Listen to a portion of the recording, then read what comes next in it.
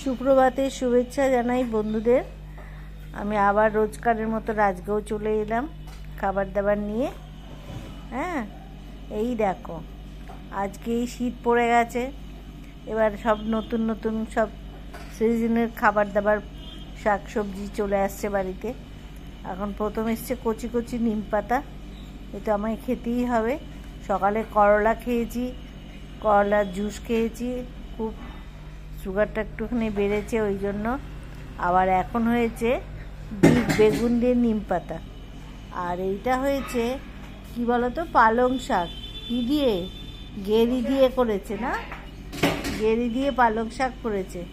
তোমরা কে কে খেয়েছো গেরি দিয়ে পালং শাক? খুব সুন্দর খেতে লাগে, খেয়ে দেখবে। ওইটা করা হয়েছে। এইটা হয়েছে, এটা কি হয়েছে? ও, টমেটোর চাটনি। আচ্ছা আচ্ছা, টমেটোর চাটনি। এইটা হয়েছে সেই ভেটকি মাছটা, কড়াইশুঁটি, আলু, ফুলকপি এইসব দিয়ে করা হয়েছে, বুঝতে পেরেছো? কড়াইশুঁটিগুলোকে এখন তো নতুন উঠছে, খুব কচি কচি, ওই জন্য গোটা গোটা রেখে দেওয়া হয়েছে। দেখো, কড়াইশুঁটি দিয়ে, ফুলকপি দিয়ে, আলু দিয়ে, টমেটো দিয়ে খুব সুন্দর করে একটা ভেটকি মাছের ঝোল হয়েছে। এইটা হয়েছে আমার ভালো লাগে। এইটা আমার তো স্যালাড রোজকার মতন। এইসব আমাদের খাবার আইটেম আজকে খুবই কম হয়েছে ওর তুলনায়, যেখানে মেয়ে বানায় অনেক অনেক, সেই জন্য বকুনি টকুনি খেয়ে একটু কম টম করেছে, বুঝেছো? সেটা খেয়েই এখন আমি দেখি কতক্ষণে শেষ করতে পারি। খুব ভালো খাবার দাবার হয়েছে। এইটা পালং শাকটা তো খুব সুন্দরই হবে, একদম নতুন আইটেম গেরি দিয়ে করেছে, দেখা যাক নতুন হয়েছে। নষ্ট ঠিক আছে, দেখা যাক। মেয়ের বুদ্ধি হয়েছে, বলো। মেয়ের বুদ্ধি হয়েছে যে একটু কম কম রান্না করলে ভালো খাওয়া যাবে। আমাদের তো এইটুকুনি ভাত খাওয়া, ওই জন্য এত তরকারি হলে তো মুশকিল হয়ে যায় মাখার।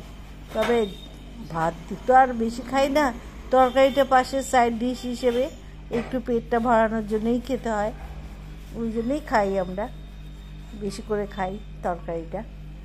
আচ্ছা, ওই সব ব্যাপার স্যাপার হয়েছে, দেখা যাক গেরিটা কেমন হয়েছে।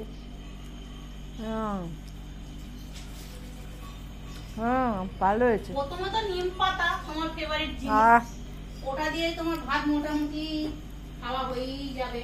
হ্যাঁ, তার জন্য আমি বেশি কিছু করিনি। নিম পাতা তো মানে দারুণ লাগে। এই শীতকাল ভোর নিম পাতা খাও। আর আজকে আমাদের বাড়িতে কি এসছে বলো তো বাজারে? আজকে এসছে মেথি শাক, যেটা এখন, হ্যাঁ, পুঁই মেচুলি, সেটাও এসেছে। ওটা তো এখন নতুন উঠছে, আর এখন মেথি শাক বাজারে উঠছে প্রচুর।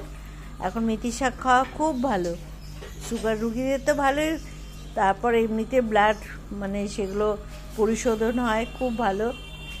এই জন্য এই সময় এটা কি বলে, মেথি শাকটা খাওয়া খুব দরকার। তোমরা তো জানোই আমরা খুব ফিগার কনসিয়াস, কী করে শরীর সুস্থ রাখতে হয় তার জন্য সবসময় চিন্তা ভাবনা করি, ওই জন্য বলছি। আবার মেয়ে বলছে, জানো, বাজারে বক ফুল উঠেছে। আজকে ওই জন্য বায়না করেছি আমার জন্য বক ফুল নিয়ে আসবি।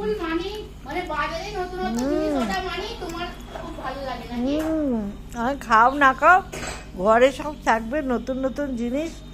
এই শীতকালে এখন প্রচুর আনাজ, এখন শুধু খেয়ে যাও ব্যাস, খাও দাও আর আনন্দ করো। শীতকাল মানেই তাই। এবারে আমরা তো আর বেরোতে পারি না, মানে আমি বেরোতে পারি না সেভাবে, তোমরা তো বেরোবে। শীতকাল মানেই পিকনিক, আনন্দ, হই হই করা, এই সারা শীতকাল ভর চলবে, তাই না? তো শীতকাল এখন সেইভাবে শীত তো পড়েনি, কিন্তু শীতের শুরু এখনই আনাজ ফানাজ বাজারে ভালোই উঠেছে। ভালোই উঠেছে, আমার তো সবই খাওয়া হয়ে গেল প্রায়।